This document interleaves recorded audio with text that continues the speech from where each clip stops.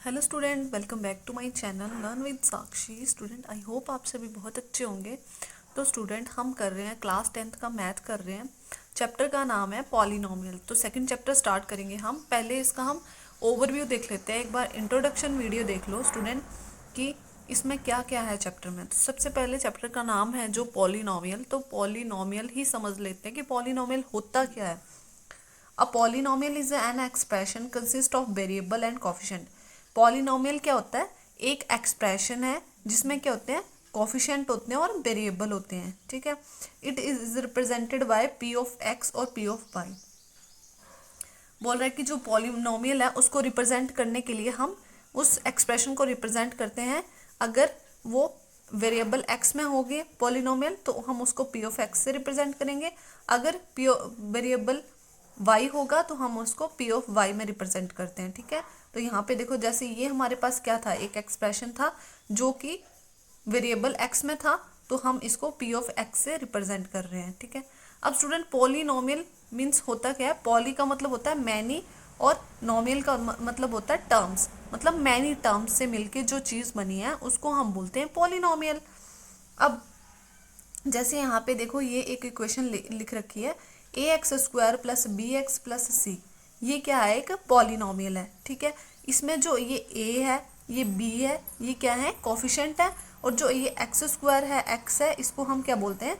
Variable part बोलते हैं। Same इसी तरह से अगर यहाँ पे वाई स्क्वायर या वाई होता तो हम क्या बोलते हैं? हमारा वेरिएबल पार्ट क्या है? यहाँ पे वाई है। ठीक है।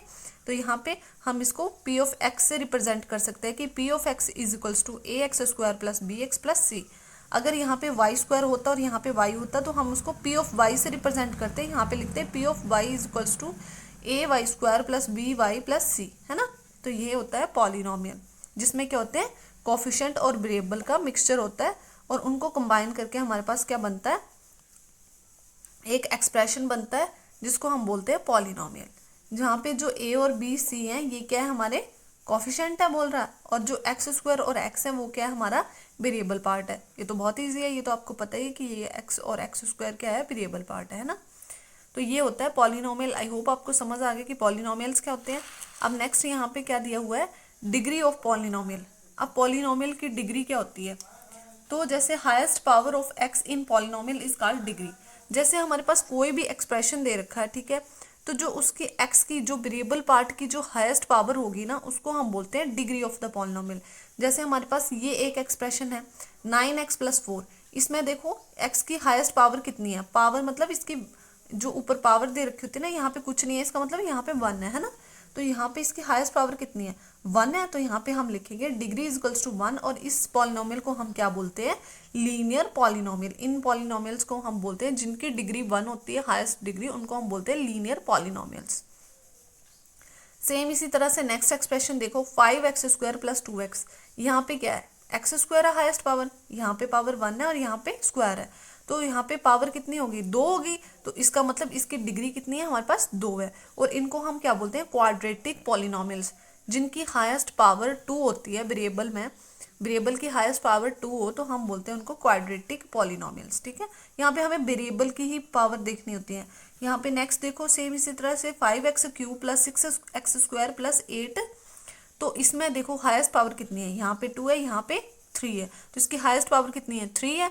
तो यहाँ पे हम बोलेंगे कि इसकी डिग्री कितनी है? 3 है। तो इसको हम बोलते हैं क्यूबिक पॉलिनोमियल। इन पॉलिनोमियल्स को हम बोलते हैं cubic polynomial. So I hope आपको समझ आ गया कि डिग्री ऑफ द पॉलिनोमियल क्या होती है। हम जो वेरिएबल पार्ट होता है उसकी हाईएस्ट पावर देखते हैं। ठीक है। अगर उसकी हाईएस्ट पावर 1 होगी तो हम बोलेंगे डिग्री 1 है। अगर उसकी हाईएस्ट पावर 2 होगी तो हम बोलेंगे डिग्री 2 है। अगर उसकी हाईएस्ट पावर 3 होगी तो हम बोलेंगे डिग्री 3 है। तो आई होप यहाँ पे degree of the polynomial clear हो गया आपको। नेक्स्ट यहाँ पे इस चैप्टर में आपको देखने को मिलेगा जीरो ऑफ द पॉलिनोमियल। अब जीरो ऑफ द पॉलिनोमियल क्या होता है? ये एक इंपॉर्टेंट चीज है student. The value of variable for which the polynomial become zero. बोल रहा है कि ये जो वेरिएबल है इसकी ऐसी वैल्यू रखना ताकि जो हमारा जो ये वाला पॉलिनोमियल है पूरा का पूरा जीरो हो जाए, उसको हम बोलते हैं जीरो ऑफ द पॉलिनोमियल। ठीक है। जैसे यहाँ पे क्या है? 2x minus 5। तो यहाँ पे x की जगह मैं चीज़ रख दूँ कि ये पूरा का पूरा पॉलिनोमियल हमारा 0 हो जाए, तो हम इसको बोलेंगे जीरो ऑफ द पॉलिनोमियल। अब करके भी देख लेते हैं। ये मैंने ले रखा है एक p ऑफ x पॉलिनोमियल ले रखा है 2x माइनस 5, ठीक है।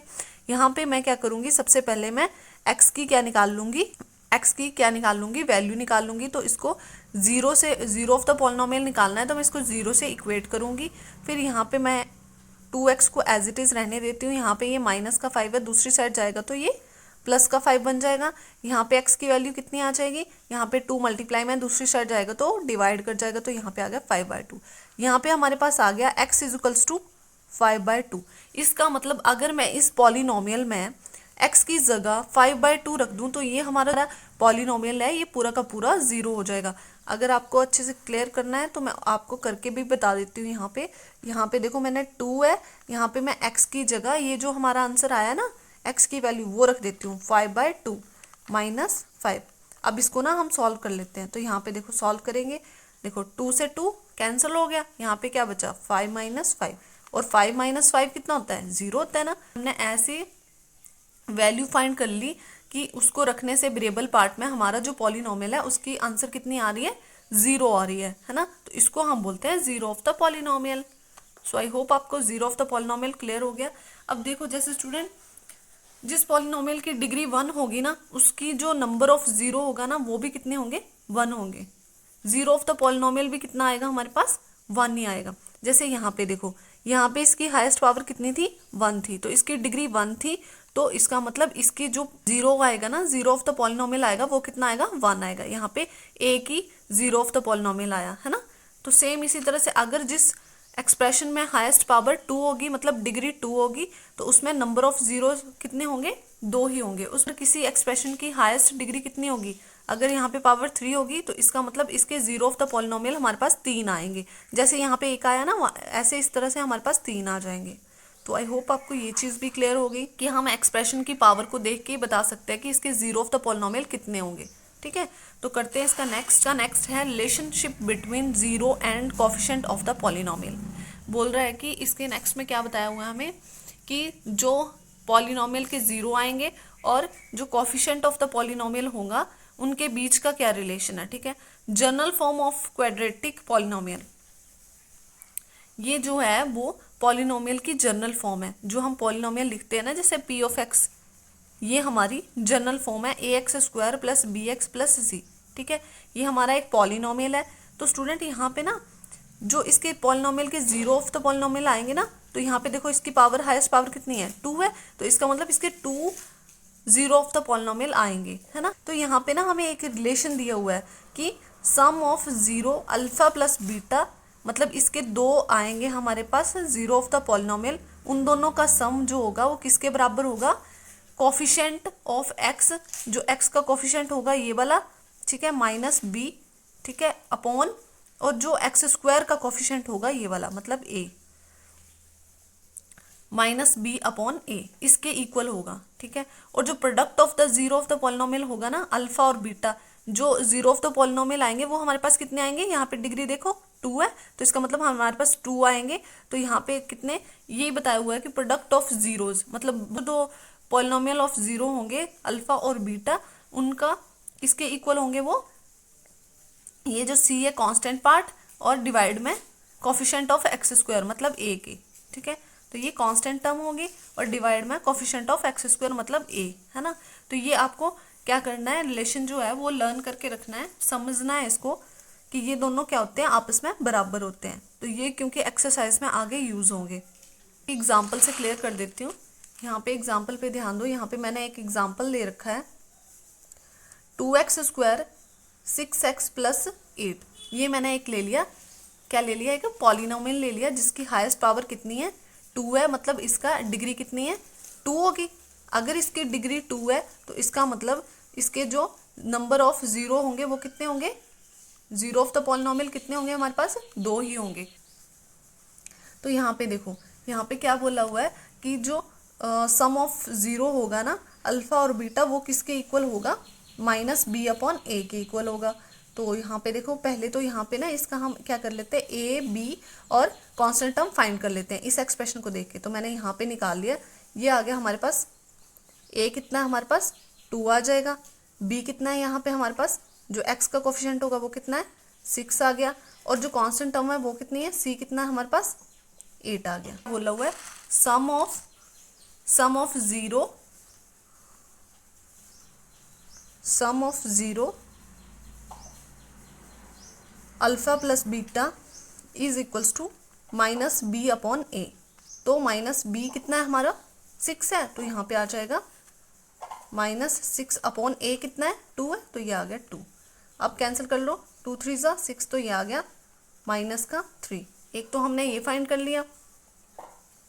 सेम इसी तरह से अगर हमें प्रोडक्ट ऑफ ज़ीरो निकालना हो तो कैसे फाइंड करेंगे, product of zero that is alpha और बीटा प्रोडक्ट दोनों का कितना होगा सी अपॉन ए। मतलब सी क्या है हमारा यहाँ पे कांस्टेंट टर्म को रिप्रेजेंट कर रहा है, तो कांस्टेंट टर्म क्या है इस एक्सप्रेशन में 8 है, तो यहाँ पे आ जाएगा 8, और ए कितना है हमारा एक्स स्क्वायर का कोफिशिएंट, तो कितना है 2 है, तो 2 से हो जाएगा 2 1 जा 2 2 4 जा 8, तो यहाँ पे आ गया 4। इसका मतलब जो हमारा सम ऑफ ज़ीरो होगा, मतलब दो जो पॉलिनोमियल ऑफ ज़ीरो आएंगे उनका सम कितना होगा -3 होगा, और उन दोनों का प्रोडक्ट कितना होगा 4 होगा। इस तो स्टूडेंट आई होप आपको इंट्रोडक्शन वीडियो थोड़ा अच्छा लगा हो, अच्छे से समझ आ गया हो कि पॉलिनोमियल क्या होते हैं, जीरो ऑफ द पॉलिनोमियल क्या होते हैं, highest degree of the polynomial क्या होता है, और इन दोनों के बीच जीरो ऑफ द पॉलिनोमियल और कोफिशिएंट के बीच में क्या रिलेशन होता है। ठीक है, तो अगर ये वीडियो थोड़ा सा भी अच्छा लगा हो तो चैनल को सब्सक्राइब कर लें, वीडियो को लाइक कर लें। मिलते हैं नेक्स्ट वीडियो में, तब तक के लिए bye bye, thank you for watching.